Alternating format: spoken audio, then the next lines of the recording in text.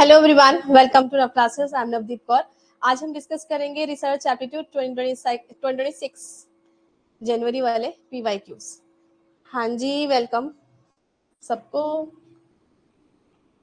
Welcome.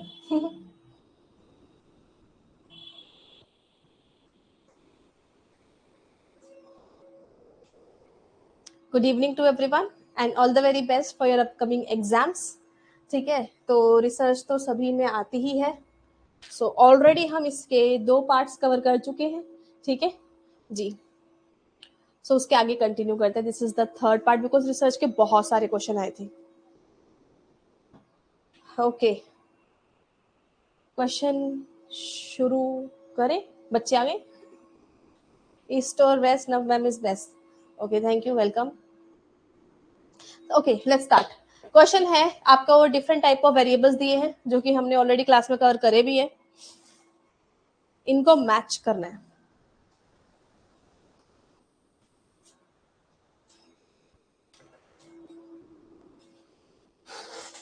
Good evening, जब हो जाए तो बता देना।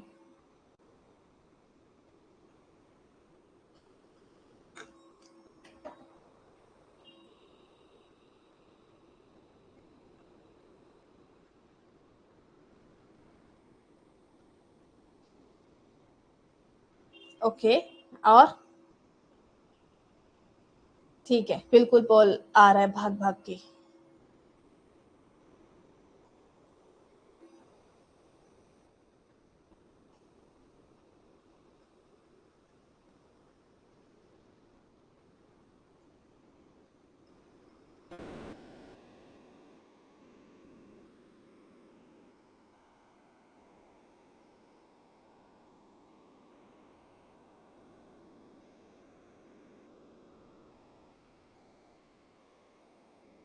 मधु, Nasreen, Priyanka and everyone, very nice. So type of variable, right? Discrete variable क्या होता है? डिस्क्रीट वेरिएबल होता है जिसके अंदर हम कंप्लीट नंबर्स में ही आंसर दे सकते हैं, पॉइंट्स में नहीं। कंटिन्यूअस में आपका कंटिन्यूएशन में पॉइंट्स में कोई भी नंबर भी आ सकता है। ठीक है, discrete number of time a coin is flipped. अब कॉइन फ्लिप किया है, या तो हेड आएगा या टेल आएगा, राइट? तो ये बिल्कुल एब्सोल्युटली डिस्क्रीट है। काउंटेबल वैल्यू, जिसको हम गिन सकते हैं, काउंट कर सकते हैं, जैसे कि number of family members in your family, family member कितने हैं तो भी काउंट कर सकते हैं। कंटिन्यूअस में आपका पॉइंट्स में भी आ सकता है answer. For example height of the person, height हो सकते हैं ना 5.1.3, तो ऐसा करके। नेक्स्ट इज ऑर्डिनल, जिसमें आप रैंक कर सकते हो, और नॉमिनल जिसमें आप जस्ट नाम दे सकते हो कि भाई ये है। ठीक है, जस्ट कैटेगराइज कर सकते हो। तो ये मैंने बिल्कुल क्लास में बताया था, जेंडर मेल या फीमेल को हम जस्ट इतना मेल है या फीमेल, कौन अच्छा कौन बुरा ये नहीं बोल रहे। लेकिन रैंक में क्या हो रहा है? रैंक का एग्जाम्पल क्या दिया? Social economic status. अब स्टेटस किसी का हाई लो मीडियम हो सकता है अपने यहाँ पे ऐसे भी classes, high class, low class, medium class, middle class, है ना? तो ये जो आपका स्टेटस है ये रैंक कर सकता है, दिस कैन बी रैंक्ड।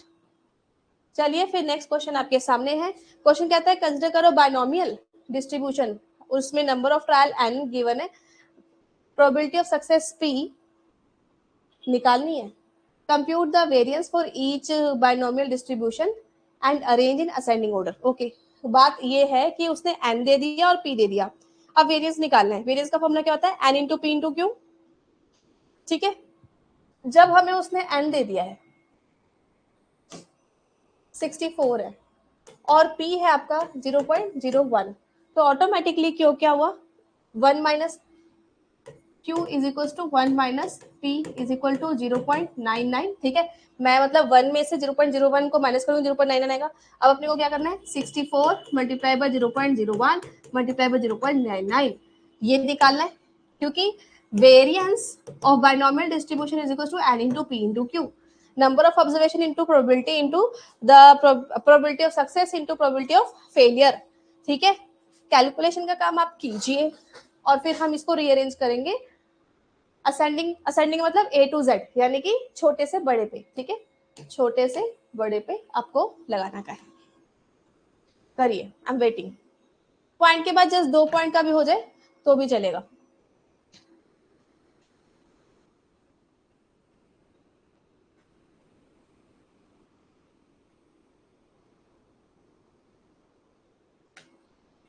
जैसे कि ए का तो ये करना है और बी का एग्जांपल मैं देती हूँ 64 इंटू 0.3 है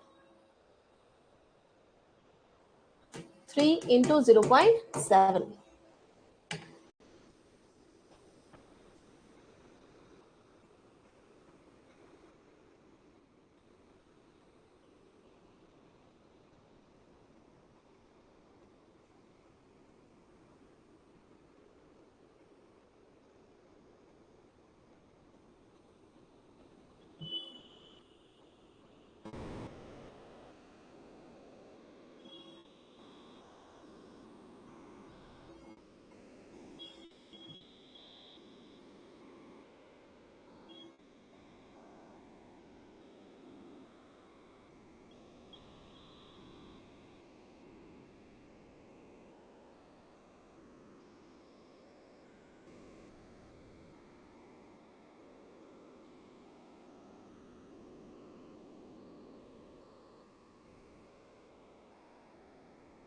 Okay, giving the poll.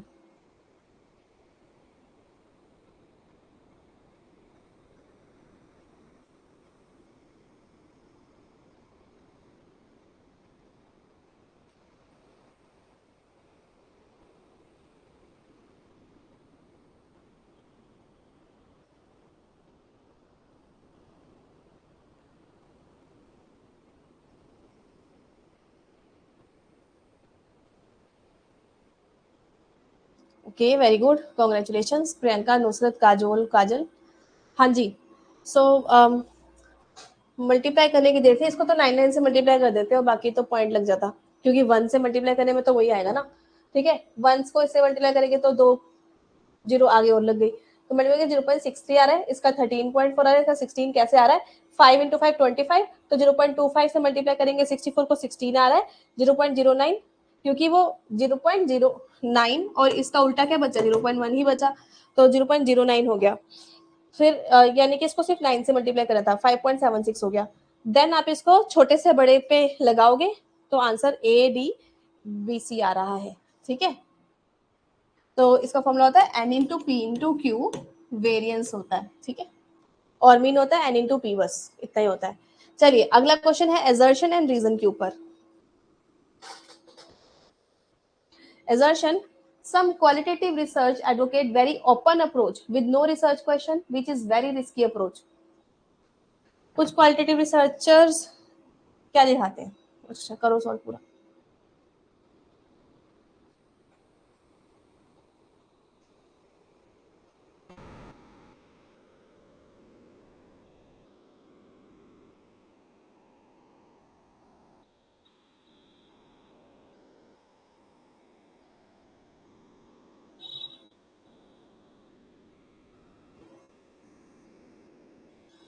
और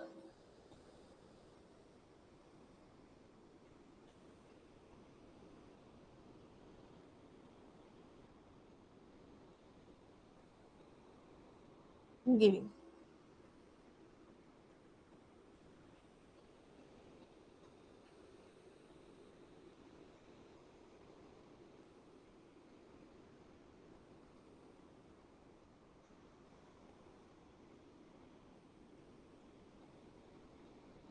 गुड, बहुत बढ़िया.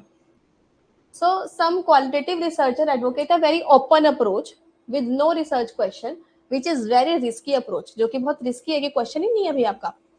So above approach can result in collecting data without clear sense कि हम observe क्या करना चाहते हैं. सही बात है, research question तो चाहिए ना कि why we are doing the research, और अगर हम ऐसे कर रहे हैं तो फिर हो सकता है कि हम ऐसी रिसर्च करें जिसके अंदर कोई ना कोई सेंस ही नहीं है कि है क्या. तो इसलिए दोनों ही करेक्ट एक्सप्लेनेशन है, बिकॉज रीजन ही बता रहा है कि क्यों वो रिस्की है, why it is risky. Next question फिर से न्यूमेरिकल आ गया है. क्या है भाई numerical? For 4 population, number of positive x values population n, sum n दिया हुआ है और वैल्यूज दी हुई है सिग्मा एक्साइज की और एक्स की square. Compute standard deviation each population. ठीक है, स्टैंडर्ड डेविएशन निकालना है आपको हर एक पॉपुलेशन के लिए. तो बेसिकली आपका जो स्टैंडर्ड डेविएशन का फॉर्मूला होता है वो क्या होता है? स्टैंडर्ड डेविएशन का फॉर्मूला होता है sigma x square divided by n, है ना, माइनस मीन की स्क्वायर। अब चक्कर ये इसने एक्स स्क्वायर दे रखा है और उसके नीचे हम डिवाइड बाय एन कर देंगे मीन की स्क्वायर, ये होता है वेरिएंस। अब इसका अंडर रूट निकालेंगे तो स्टैंडर्ड डेविएशन आ जाएगा। ठीक है, कर सकते हैं। X square already given 24250 divided bye mean is sorry number of observation 10 minus mean 4 एक मिनट यहाँ पर गड़बड़ क्या है, एक सेकंड रुको। Mean is equal to x i is divided by n. Okay, x I divided by n is the mean, वो x i given है। रुको, इस क्वेश्चन को ध्यान से देखें तो ये मीन है ही नहीं पहली बात तो। ठीक है, क्वेश्चन में दोबारा देखती हूँ जरा। ये है sum of the values, X I value sigma x I and sum of this, तो ये मीन ही नहीं है पहली बात तो, मुझे मीन निकालना पड़ेगा। Mean is equal to sigma x I divided by N. जैसे for example 450 divided by this 45 is the mean. Okay, now it's done. 45 is mean for first. अब क्या करना है, अब ये करना है कि सिग्मा एक्स स्क्वायर आई, तो ये sigma x square i given है, तो ये पोर्शन है sigma x square i divided by n, ये वाला पोर्शन बन गया एक्स स्क्वायर के लिए। 24250 divided by again 10 is equal to 2425 ऐसा। ठीक है, अब हमें क्या करना है, अब हमें पहले वेरिएंस निकाल लेना है, क्योंकि चलो तुम सीधा स्टैंडर्ड डेविएशन भी निकाल सकते हो। चलो पहले वेरिएंस निकालो क्योंकि वो सही रहेगा। माइनस 45 की स्क्वायर, स्टैंडर्ड डेविएशन भी निकालना है, सीधा स्टैंडर्ड डेविएशन भी निकाल सकते हो, ये लो निकालो। तो ऐसे करके निकलेगा basically standard deviation is equal to sigma x I की square divided by N minus X I की स्क्वायर का under root. Now able to understand crux क्या कर रहा है, आप एक बार में भी निकाल सकते हो। ठीक है, ये रहा पूरा फॉर्मूला। अब प्रॉब्लम ये है कि एक्स वो मीन है ही नहीं ना, हाँ मीन नहीं है, इस वजह से आपको मीन निकालना होगा। डन, चलिए निकालिए। ज्यादा है तो इस फॉर्मूले को अगर एक ही बार में करना है तो खोल सकते हो। चलो मैं एक बार और लिख देती हूँ। This can be one time पे अगर करना है तो सिग्मा एक्स आई का square divide by N minus sigma X divided by N की whole square. Now it can be done in one time.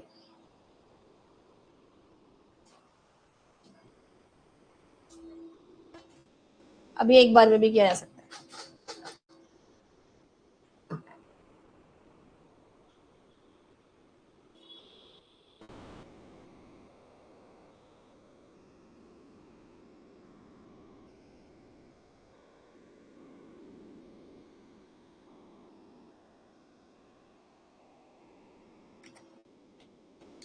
जब हो जाएगा ना बता देना।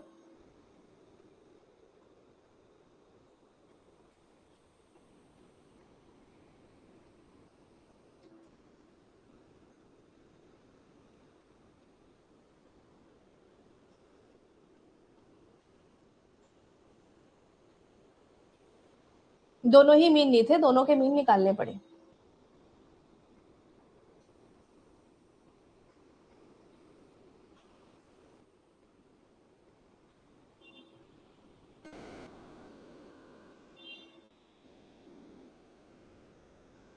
और अच्छा, क्या बात है प्रियंका, खुशी हो गई, बल्ले बल्ले, दे दिया फोन।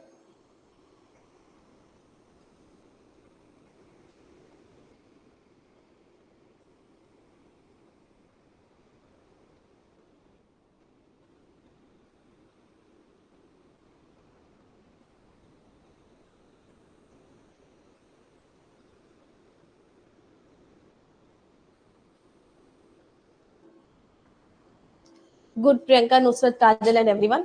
ठीक है, सो इसका आंसर है डीबीसीए। ठीक है, कैसे? मैं आपको एक बार और ये फॉर्मूला क्लियर कर देती हूँ। किस किस को फॉर्मूला समझ में आ गया?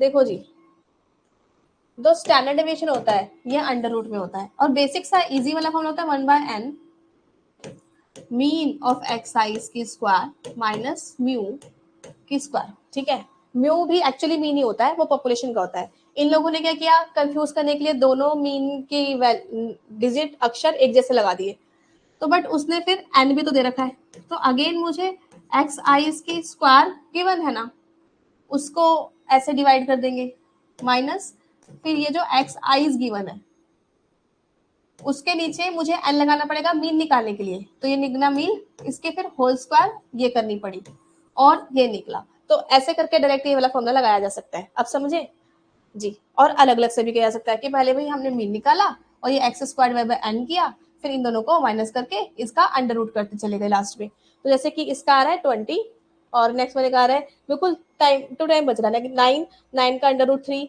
अंडर रूट तो ईजी थे इसके, मतलब डायरेक्ट थे, इसमें कोई ज्यादा दिक्कत थी नहीं। 1/4 का 12 हो गया, 4 का 2 हो गया, ठीक है, तो वो ईजी थे इसके। मैम मीन के नीचे नंबर ऑफ ऑब्जर्वेशन आएगा क्या? हाँ, नंबर ऑफ ऑब्जर्वेशन आएगा ना। एन का मतलब क्या होता है, नंबर ऑफ ऑब्जर्वेशन, ठीक है, ये आपका असली फॉर्मूला होता है।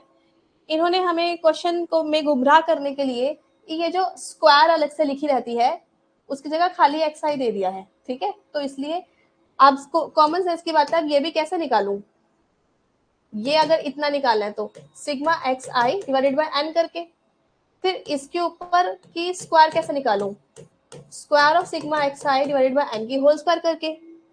अभी कहानी समझ आई? तो फिर बस वही इसमें डाला, ठीक है। और ये चीज उसने 1/n इधर लिखो या इसके नीचे लिखो, सेम बात है। उसने ये स्क्वायर वाली फिगर ऑलरेडी दे रखी है, तो इस स्क्वायर वाली फिगर के नीचे मैंने n कर दिया, जो क्वेश्चन में n गिवन था जी। तो ये क्वेश्चन में n गिवन था ना, तो हमने n लिखते चले गए। हमने एक फिगर ये सॉल्व करी और एक फिगर म्यू वाली मीन सॉल्व करी। आप एक बार में भी लिख सकते हो जैसे मैंने अभी बताया। नेक्स्ट क्वेश्चन करो।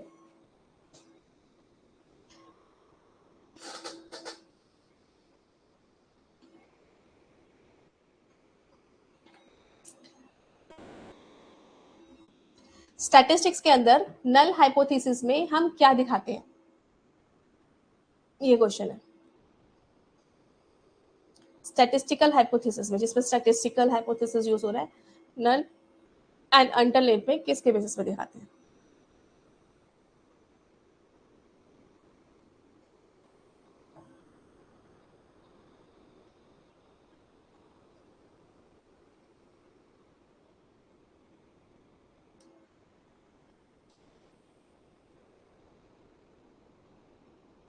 इधर आना आशीष। अरे भाई 450 को 10 से डिवाइड किया 45 ही तो आता है, फिर 45 का ही तो स्क्वायर करेंगे, समझे? तुम आधा क्वेश्चन लेके बैठे हो, वहां पे 450 था तो 450 को n से डिवाइड किया 45 आया, और 45 का फिर स्क्वायर किया, n से डिवाइड करके तो 45 आया है। दे रहे हैं पोल।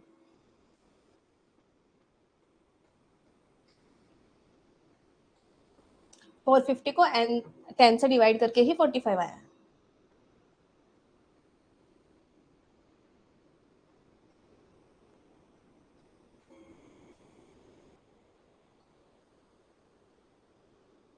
आपने पूछा, अच्छी बात है, आपका डाउट क्लियर हो गया, लेकिन ये कंसेप्ट था। प्रियंका, खुशी, नुसरत एंड ऑल गाइस, जो आपका पैरामीटर होता है ना, पॉपुलेशन का पैरामीटर, उसको मेनली स्टैटिस्टिकल हाइपोथेसिस में डालते हैं। जैसे कि आप पैरामीटर यानी कि मीन, प्रोपोर्शन या वेरिएंस डायरेक्टली पॉपुलेशन के पैरामीटर से हाइपोथेसिस बनाया जाता है रिसर्च का, अगर वो क्वांटिटेटिव है तो। और अगर वो क्वालिटेटिव है फिर आप कुछ और ले सकते थे। पीछे आके देख लो तुम क्या बोल रहे हो। 45 यहाँ थोड़ी दे रखा है, 450 दे रखा है यहाँ पर, तो समझे? ऐसे ही 104 को 8 से डिवाइड करके ही तो फिर उसका स्क्वायर मारेंगे, तो मीन करना पड़ा, एन से डिवाइड ही किया उसने पहले। Next question.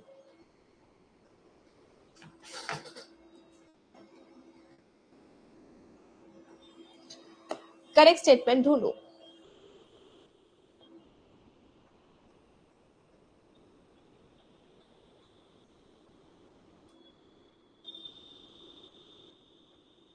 आजकल हमारा पेड क्लास में स्टैटिस्टिक्स चल रहा है, तो आप अभी से साथ साथ भी पढ़ सकते हैं स्टैटिस्टिक्स, क्योंकि आपने देखा पूरा स्टैटिस्टिक्स पूछा रखा है न्यूमेरिकल्स में। और वैसे पेपर 1 के क्वेश्चन है, पेपर 1 रिसर्च एप्टीट्यूड।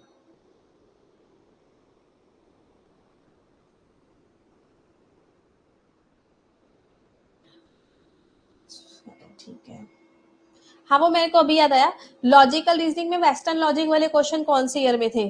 ठीक है, 2020 वाले में मैंने चेक किए थे आज।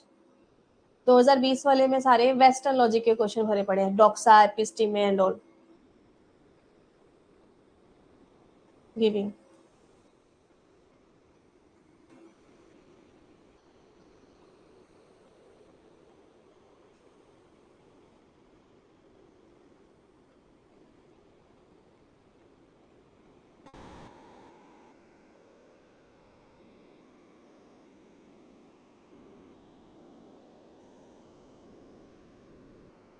पेपर 1 में ही अच्छे से पढ़ा हुआ है और उसमें इतनी बड़ी गलती, बहुत नाइंसाफी है।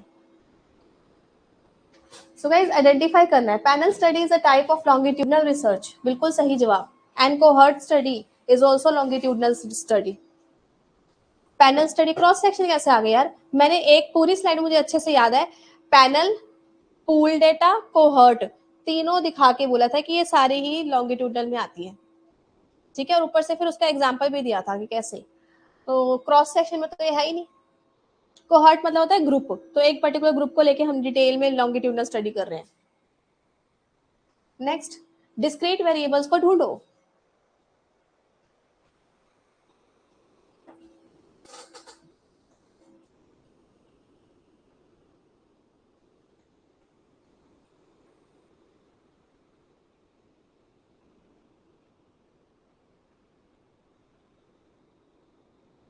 इतना स्वाति, कोहर्ट, कोहर्ट का मतलब होता है ग्रुप, कोवर्ट अलग चीज है, उसका मतलब होता है सीक्रेट क्लोज। ठीक है, वर्ड में डिफरेंस है।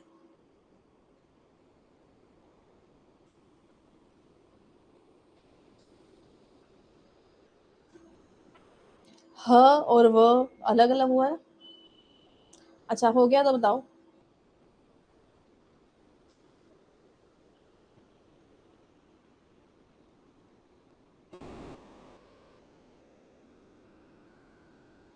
गिविंग यू द पोल।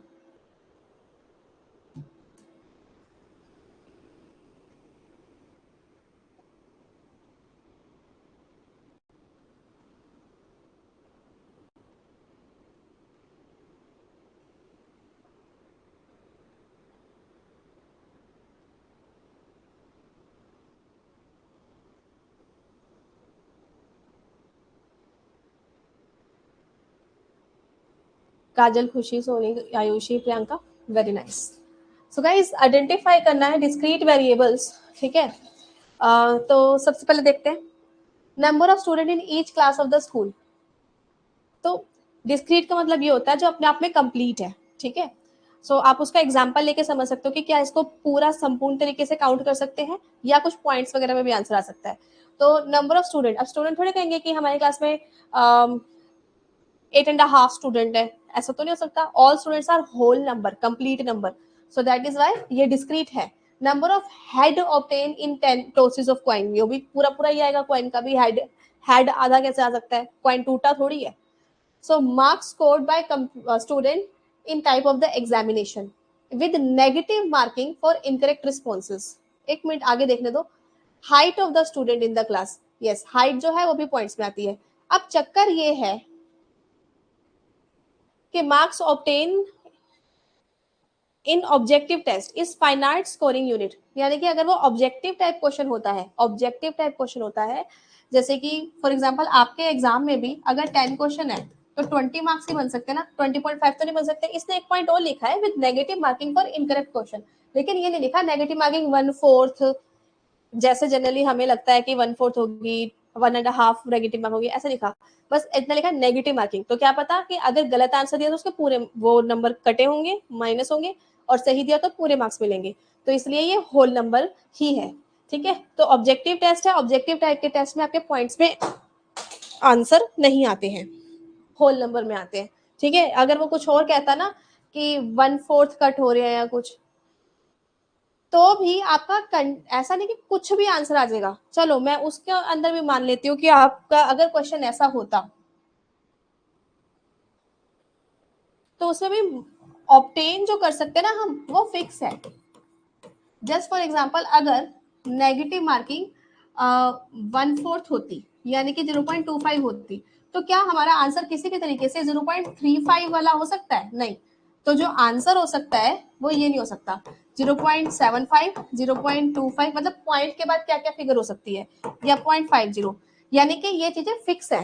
तो जब हमारा जो रिजल्ट है वो फिक्स है, कंटिन्यूअस शब्द का मतलब ये होता है कि ये प्रीडिटरमिन्ड इंटरवल के अलावा कुछ भी आ सकता है, मतलब आप ऐसे रोक नहीं सकते उसको इस वजह से। लेकिन हाँ, हाइट में कुछ भी आ सकता है, सो दैट इज वाई ये आपका कंटिन्यूअस हुई हाइट, बट वो डिस्क्रीट है बिकॉज जो स्कोरिंग है ना वो फाइनाइट है, मतलब स्थिर है कि भाई ये के अलावा कुछ और नहीं आएगा answer. Understood? Now discrete is more clear. T test useful किसके लिए होता है? पेपर 1 का क्वेश्चन है, देखो ऑब्जेक्टिव क्वेश्चन में तो पॉइंट में आंसर नहीं आ सकता, बट पैराग्राफ में आ सकता है। हाँ, पैराग्राफ में अब टीचर की मर्जी, वो जो मर्जी दे दे आंसर, क्योंकि वही बात है, ऑब्जेक्टिव वाले क्लोज एंडेड होते हैं इसलिए। तो आप प्री डिटरमिन्ड स्कोरिंग स्कीम में से ही दे सकते हो, उसके अलावा कुछ और नहीं दे सकते मार्क्स।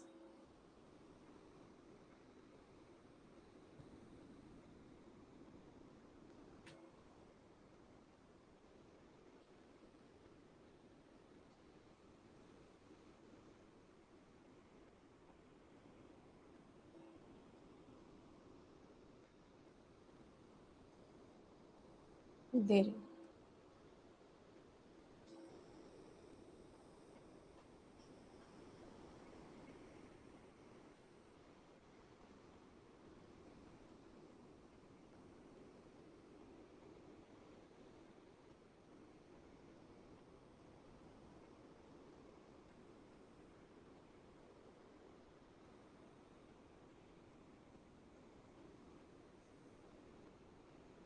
शाबाश, क्या बात, क्या बात।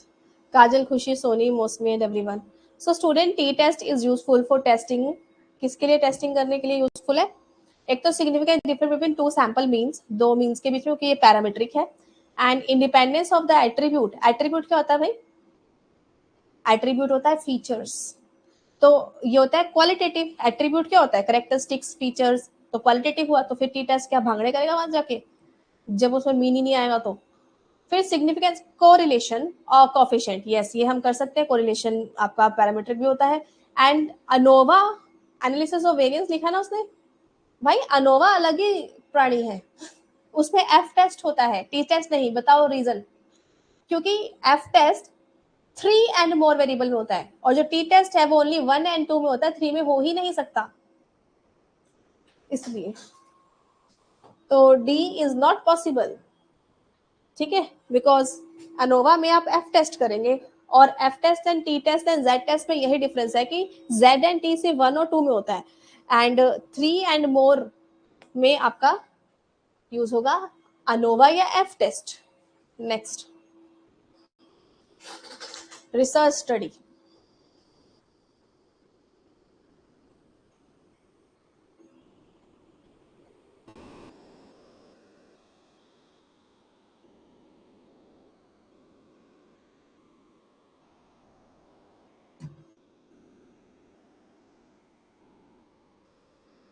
Giving the poll.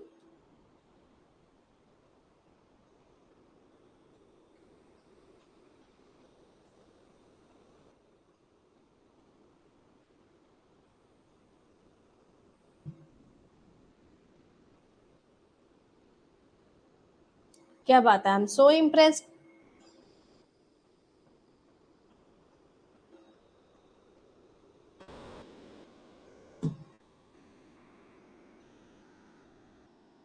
Kajal, Khushi, Krishna, आकृति, सोनी, शाबाश।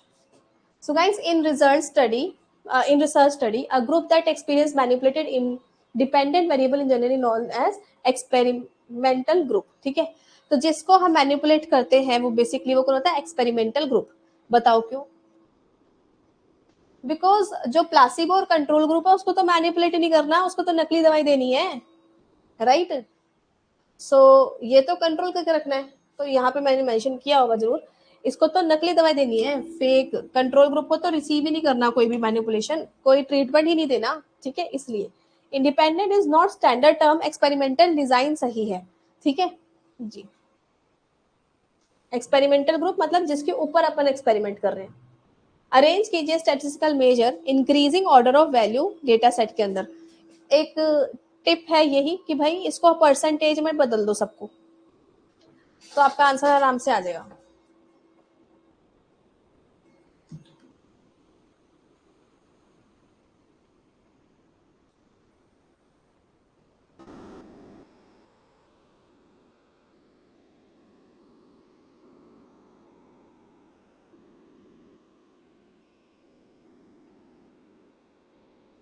दे देती हूँ फोन।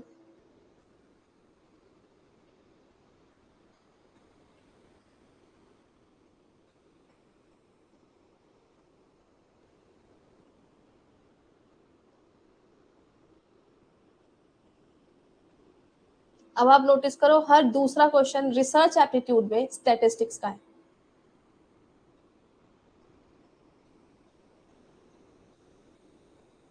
कितनी वेटेज कर दी इन्होंने इसकी।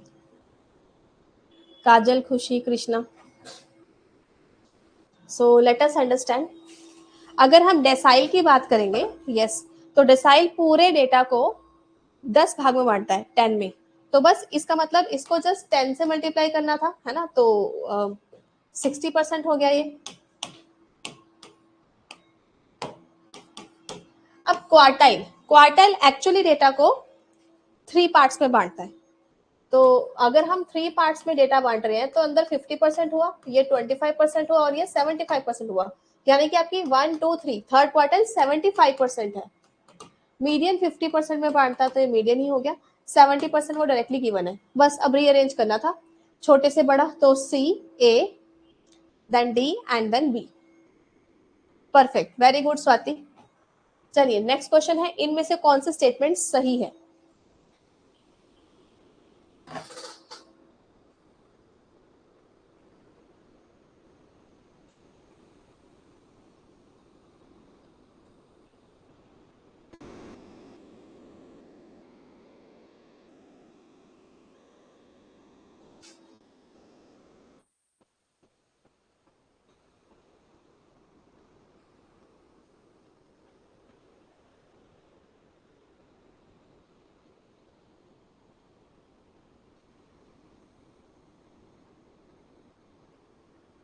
अंकिता, सिमरन, फिरदौस, अंदर आ जाओ कोर्स के।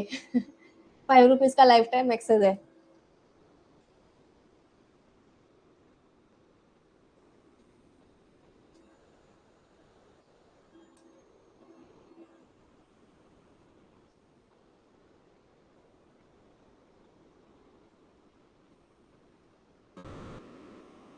ठीक है, दे रही हूँ बोल।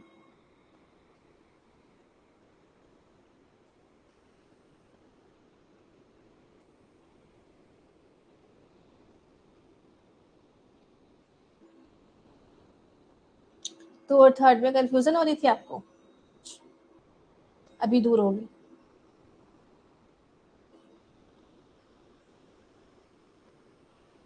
LR का क्वेश्चन है तो लॉजिकल रीजनिंग का।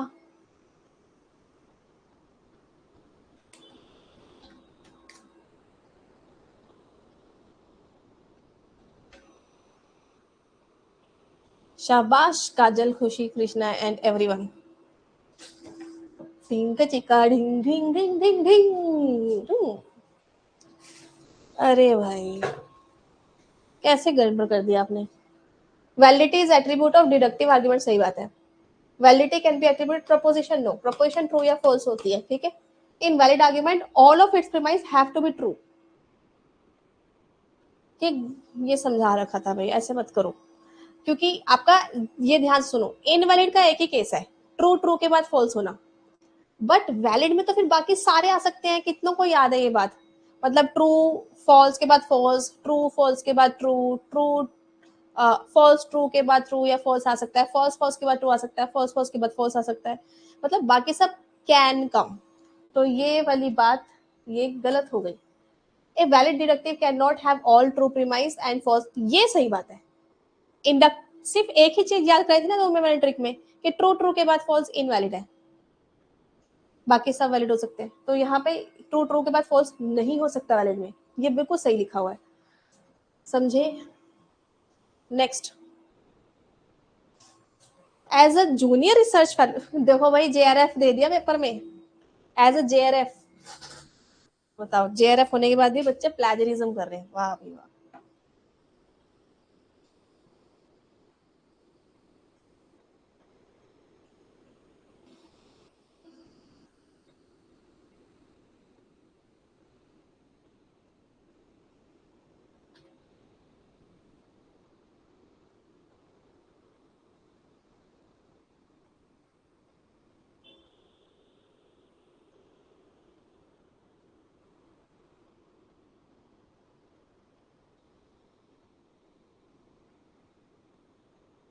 क्या लिख रही हो भाई, दे रहे हैं पोल।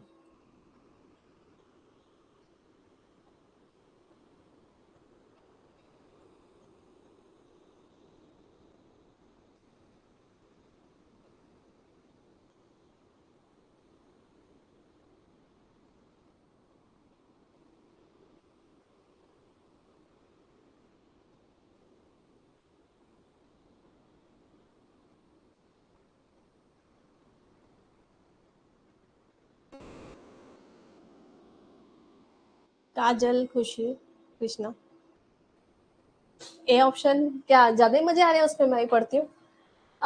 As a JRF you plagiarize someone work and you caught, पकड़े गए आप, तो ऐसे में क्या you will be rewarded for that over time, आपको कोई रिवार्ड देगा। रिसर्च आर्टिकल रीट्रैक हो जाएगा भाई, वापस ले लिया जाएगा। इंस्टीट्यूट फंडिंग भी डिसिप्लिनरी एक्शन ले लेगी आपके खिलाफ, एंड योर एकेडमिक स्टैंडर्ड रिपोर्टेशन के ऊपर प्रश्नवाचक प्रश्न लग जाएगा। ठीक है, चलिए भाई, ये यूजीसी अपने ऊपर ही क्वेश्चन दिए जा रहा है, ले लो अगला क्वेश्चन।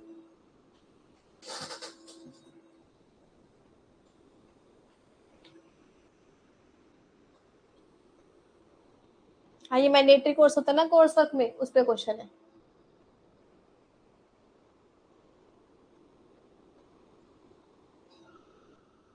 और नव क्लासेस पे रिसर्च मेथोडोलॉजी एंड एथिक्स का कोर्स इज ऑल्सो अवेलेबल, अगर आप पीएचडी कर रहे हैं तो कोर्स वर्क के लिए।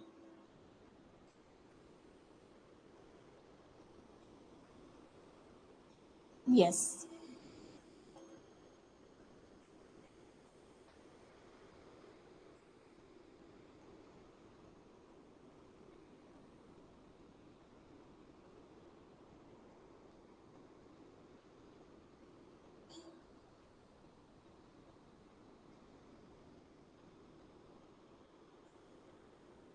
दे रही हूँ बोल।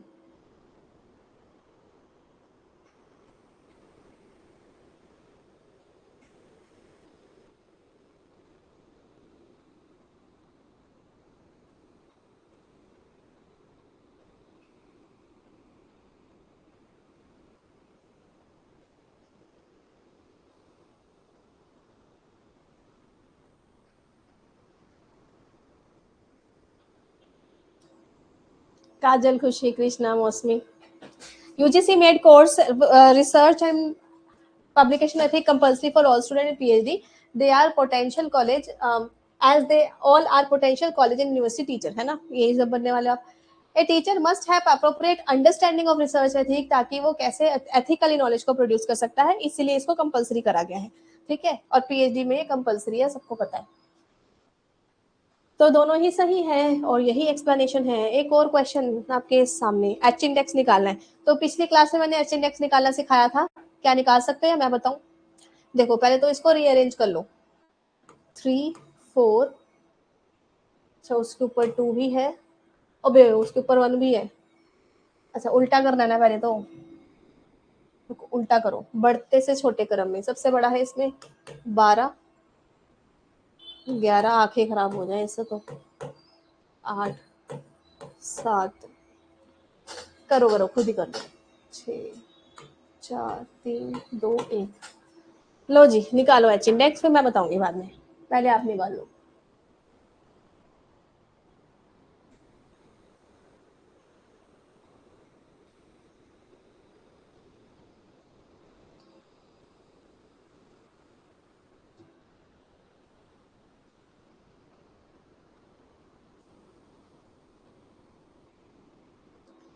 जिसको आता है उसे निकालने दो, फिर मैं बताऊंगी। पहले तो आपका टेस्ट होना चाहिए ना। इसमें कितना है दम? चलो मैं दे रही हूँ फोन। पेपर वन के रिसर्च एप्टीट्यूड में पढ़ाया हुआ मैंने, और मेरी बुक के अंदर भी है पेपर वन की कंसेप्ट बुक।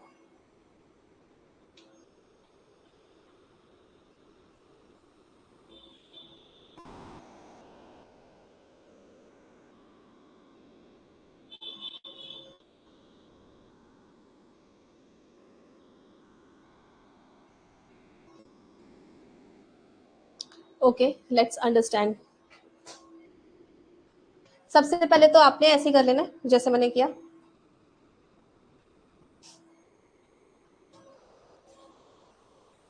ठीक है, रीअरेंज कर देना डिसेंडिंग ऑर्डर में, बड़े से छोटे में। ठीक है, फिर इसके आगे आपने रैंक लगा देनी है अपने आप ही, क्योंकि जिसमें सबसे ज्यादा साइटेशन आई है वो आपके फर्स्ट रैंक है। 1 2 3 4 5 6 7 8 9 10। रूल ये कहता है कि आपके जो साइटेशन है, ठीक है, citation must be more than और इक्वल टू द रैंक। अब यहाँ पे इसके बाद छोटी होने लग गई, तो यहाँ पर इक्वल आ रही है, इसका मतलब इसका आंसर क्या है? 6। इतना आसान क्वेश्चन है। इसके अलावा बल्कि मैंने पेड क्लास में आपको जी इंडेक्स, आई 10 इंडेक्स भी निकालना सिखा रखा है।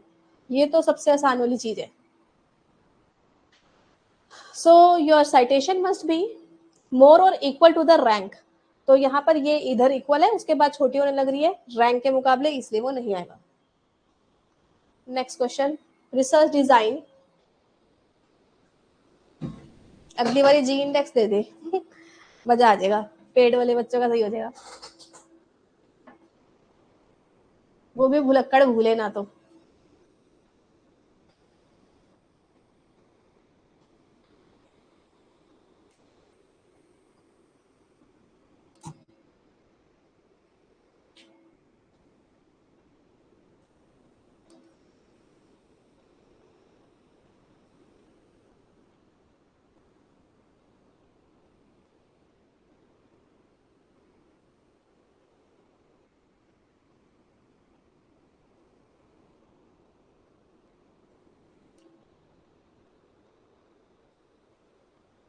गिविंग।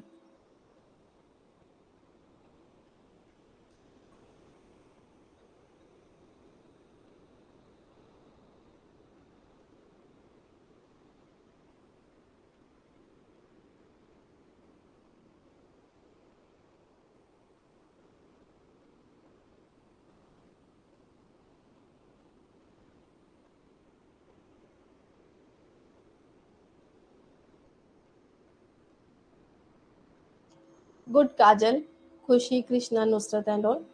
सो इनमें से कौन सा रिसर्च टू कंट्रास्टिंग केसेस मोर और लेस आइडेंटिकल मेथड? तो कंट्रास्ट कर रहे हैं ना, तो मतलब क्या करो? कंपैरेटिव स्टडी करो, कंपैरेटिव एनालिसिस करो। कंट्रास्ट का मतलब कंपैरिजन, या फिर हम इसको क्रॉस सेक्शनल भी बोल सकते थे, वो तो ऑप्शन में भी नहीं है। तो इसलिए कंपैरेटिव डिजाइन। एक्सपेरिमेंट में तो सीधा एक्सपेरिमेंट करिए, लॉन्गिट्यूडनल, लैटिट्यूडनल। लैटिट्यूड कोई होता नहीं है, क्योंकि लैटिट्यूड का मतलब होता है वो आपका डिस्टेंस उसमें मैप में, है ना? वो तो वो होता है, मैप में होता है ना लैटिट्यूड एल्टीट्यूड करके। तो लॉन्गिट्यूडनल आपका एक ही के ऊपर डिटेल होता है। क्रॉस सेक्शनल या कंपैरेटिव डिजाइन होता है, जिसके अंदर हम दो कंट्रास्ट के ऊपर स्टडी कर रहे हैं। बहुत प्यारा क्वेश्चन है, रेशियो स्केल्स के ऊपर।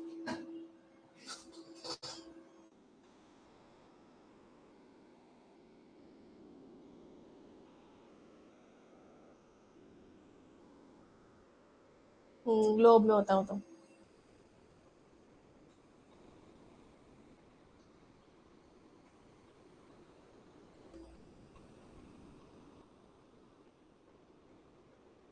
कर लो पूरा यहीं पे, 5 क्वेश्चन बचे हैं इसके बाद।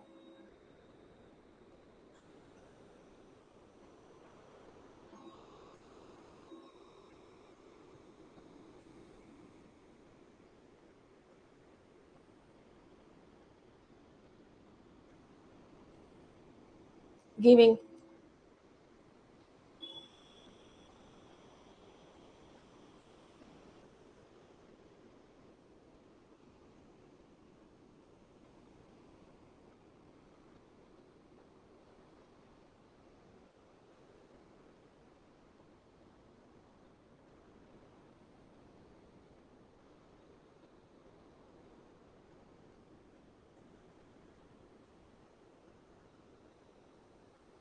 काजल, Khushi, Krishna, Madhu, very good to all. So guys ordinal में क्या आ गया, जिसको रैंक कर सकते हैं। लाइक मुझे आज की आइसक्रीम में ज्यादा सेटिस्फेक्शन हुई एज कम्पेयर टू कल की आइसक्रीम, यानी कि सेटिस्फेक्शन। तो इसमें हम रैंक कर सकते हैं डिफरेंट सेटिस्फेक्शन को। फिर आपका था रेशो, रेशो के अंदर आ गया सैलरी ऑफ द एम्प्लॉय, क्योंकि सैलरी अगर कोई कुछ अर्न करता ही नहीं तो जीरो भी हो सकती है, यस एब्सोल्यूट जीरो हो सकती है तो सैलरी होगी। नॉमिनल में सिर्फ नाम मात्र, यानी कि क्लासीफाई कर सकते हैं उसको, कंपैरिजन वगैरह कुछ नहीं कर सकते। तो इसलिए colour of the hair, hair colour सीधी सीधी बात है भाई, रेड है, ब्लैक है, व्हाइट है, जो भी है। Next is interval, interval is meaningful distance या डिफरेंस बोलते हैं ना उसमें। और टेम्परेचर में जीरो लगा के देखोगे तो 100% जीरो नहीं होता है, तब भी जीरो में भी टेम्परेचर होता है वहां पर। पीएचडी में if we are doing part time in regular mode, so what shall be written in result. Result या डिग्री सेम मिलती है, क्योंकि दोनों सेम होती है। सिर्फ डिफरेंस होता है टाइम ड्यूरेशन का, कि भाई पार्ट टाइम में सोचते हैं कि थोड़ा लंबी चल जाती है, और फुल टाइम में आपका 3 to 4 ईयर के अंदर हो जानी चाहिए। पार्ट टाइम में कभी कभी 5 to 6 ईयर भी लग सकते हैं। तो वो time duration. Survey research on sample at single point in time pertain to which of following research design. क्योंकि आप वो कहीं और जॉब कर रहे हो तो आपको वो मोस्टली तभी की जाती है जब आप कहीं और वर्किंग वगैरह हो तो, पार्ट टाइम, और रोज रोज नहीं जा सकते। और फिर इस वजह से उसमें जेआरएफ का मनी नहीं मिलता है, रेगुलर वाले में जेआरएफ का मनी मिलता है, ये डिफरेंस है।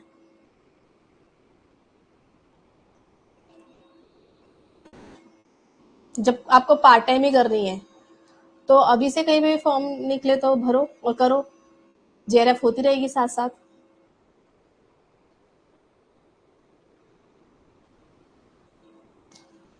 सो काजल, खुशी, कृष्णा, स्वाति, बचपन से 55 तक का trick. Yes, single point of time actually ये है कि एक ही बार में करना है, ठीक है, लंबे समय तक नहीं करना है। तो इस वजह से यहाँ पर होगा क्रॉस सेक्शनल, क्योंकि सिंगल टाइम है,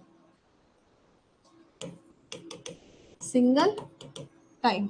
लॉन्गिट्यूडल होता मल्टीपल टाइम, अलग अलग समय पे। Next question, qualitative research can be constructed as research strategy. Qualitative,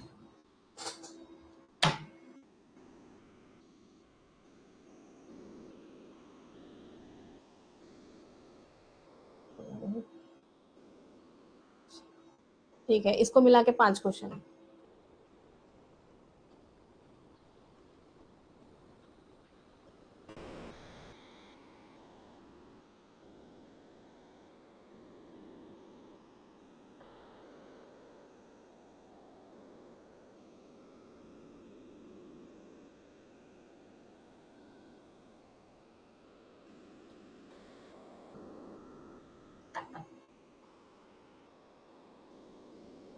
देती हूँ पोल।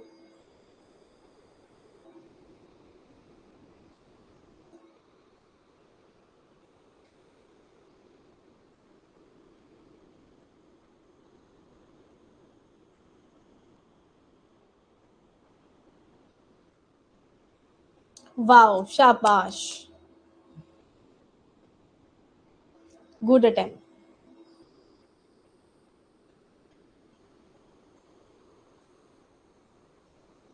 Kajal, Khushi, Krishna, Swati, keywords out then answer. हाँ, तो एंटेल डिडक्टिव तो आना नहीं ना क्वालिटेटिव में, ठीक है, तो डिडक्टिव तो आएगा ही नहीं। Incorporate practices, norms, natural science, natural science एक डिडक्टिव होती है। Example of natural science is proper वाला एक्सपेरिमेंट, जिसमें जैसे कॉज एंड इफेक्ट वाला प्रॉपर एक्सपेरिमेंट जो होता है ना, असली वाले वही। तो new embodied view, social reality या सोशल साइंस या सोशल रियलिटी, ये क्वालिटेटिव होती है, ठीक है। आपकी ये डिडक्टिव ही होती है, उधर लिख देते हैं deductive. Embodied social reality as external objective, objective थोड़ी होता है इसमें, ठीक है, तो यहाँ पर ऑब्जेक्टिविटी नहीं होती, बात यह भी है। External objective reflect the positive sentence, जो कि क्वालिटेटिव नहीं होता है, ठीक है। नॉमिनल ऑर्डिनल रेशियो इंटरवल को फिर से मैच कर दिया जाए, और कर लो रे बाबा, इसको मिला के 4 बचे हैं।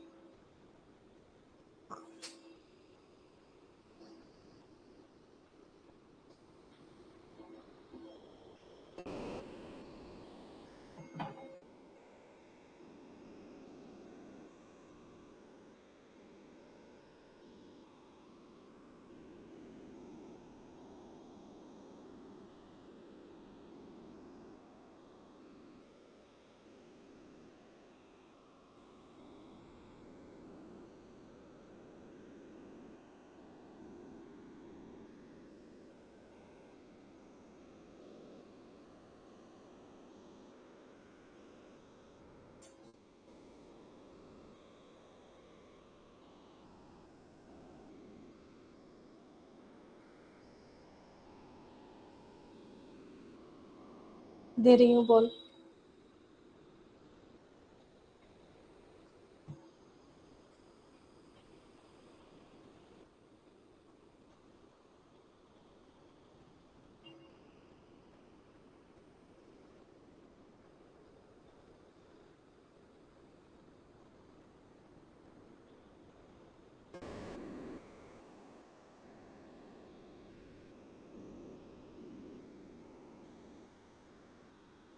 वाओ, सुपर, शाबाश। काजल, खुशी, कृष्णा, शालिनी, स्वाति, मधु, आकृति, मौसमी, नासरीन एंड रोजी। सो नॉमिनल के अंदर आपका आंसर क्या होना था? डिनोट द कैटेगरी, क्लासिफाई ही कर सकते हैं नॉमिनल में, इससे हो जाता। 2 ऑप्शन है, अच्छा जी। फिर ऑर्डिनल के अंदर हम रैंक कर सकते हैं, least to most, lowest highest, तो आइटम को प्लेस कर सकते हैं, इसका मतलब रैंकिंग हो गई। रेशो, रेशो के अंदर हो गया enable researcher to determine proportions easily, जिसमें प्रोपोर्शन हम ढूंढ सकते हैं। आगे और प्रोपोर्शन क्यों, अच्छा वाई प्रोपोर्शन। डिवाइड कर सकते हैं ना, मल्टीप्लाई डिवाइड, तो प्रोपोर्शन का मतलब एक तरीके से डिवाइड ही हो गया ना, क्योंकि इसमें आप मल्टीप्लाई एंड डिवाइड भी कर सकते हो, प्रोपोर्शन के अंदर भी एक तरीके से आप इक्वल टू डिवाइड वगैरह कर रहे होते हो, right. So that is why interval, इसी को तो रेशो बोलते हैं। इंटरवल स्केल का क्या बचा अपना? Precisely how far apart the item, क्योंकि इंटरवल में मीनिंगफुल डिस्टेंस आ जाता है, दैट इज वाई। अगला question, p value from lowest to highest significance, p value level of significant सबसे ज्यादा कौन सी होगी? पहले आप करो फिर मैं बताऊंगी।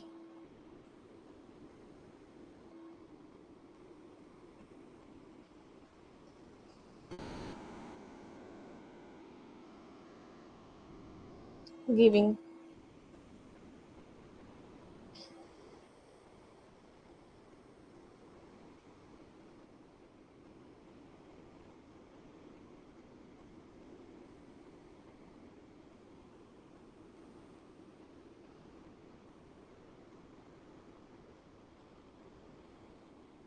ये नमूने उल्टा आंसर दे रहे हैं।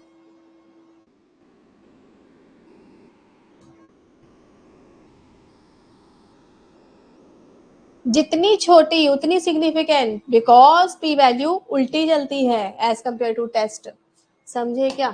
पी वैल्यू ऐसी चलती है, ऐसी, तो जितनी छोटी उतनी सिग्निफिकेंट, उतनी रिजेक्ट हो सकती है, जितनी बड़ी उतनी non significant, insignificant.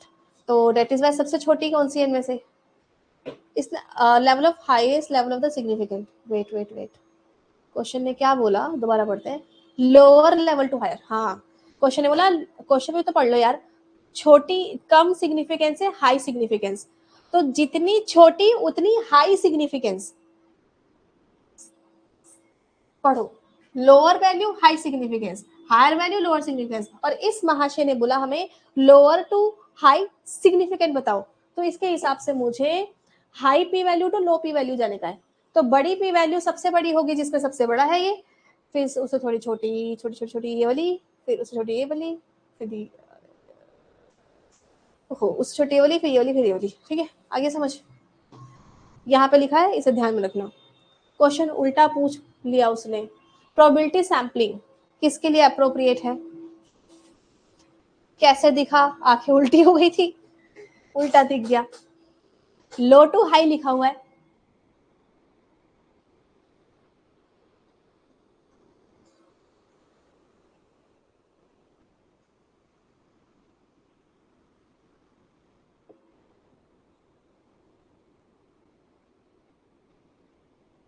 Low significant to high significant, यानी कि पी वैल्यू बड़े से छोटी, उल्टा चल, पी वैल्यू अपोजिट होती है ना, उल्टी होती है। चलो दे देते हैं इसका पोल।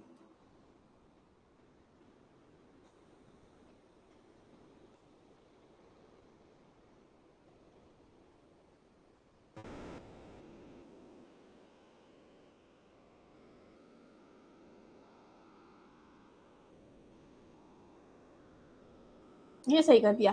प्रोबेबिलिटी अप्रोप्रिएट होता है क्वांटिटेटिव के लिए, प्रोबेबिलिटी सैम्पलिंग हेल्प करता है बायसनेस को रिड्यूस करने के लिए सिलेक्शन ऑफ द सैंपल में। बिल्कुल सही जवाब है, नो इश्यूज। लास्ट क्वेश्चन इसके आगे है। चलो भाई, तुमने 10 बजे वाली क्लास का टाइम उठा लिया बीच में से। चलो कोई नहीं, एक क्वेश्चन लास्ट और।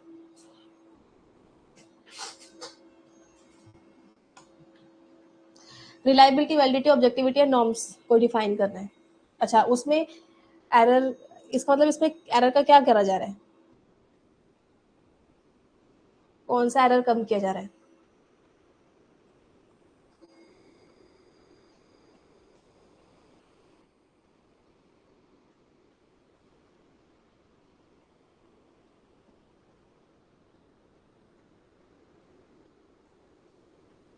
अच्छा, और कोई प्राणी जिसको आता हो ये?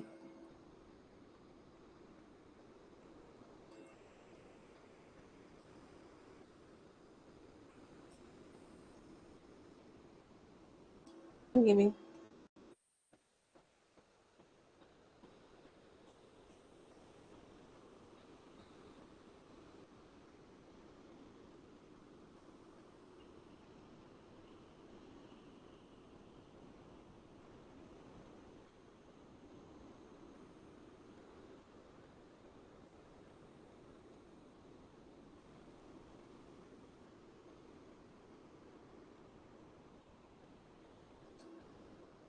काजल, Krishna, Khushi, Shalini and all. Yes. So reliability minimize करता है वेरिएबल एरर, बिकॉज रिलायबिलिटी जब हम टेस्ट रीटेस्ट करते हैं, आज ही बताया था, तो ये रैंडम एरर होता है ना। तो रैंडम मतलब वेरिएबल, वेरिएबल एरर को कम करता है। और वैलिडिटी के अंदर उसका टाइप है एक तरीके से कि कांस्टेंट एरर को ये कम कर रहा है। एंड ऑब्जेक्टिविटी का उल्टा क्या हो गया? सब्जेक्टिविटी।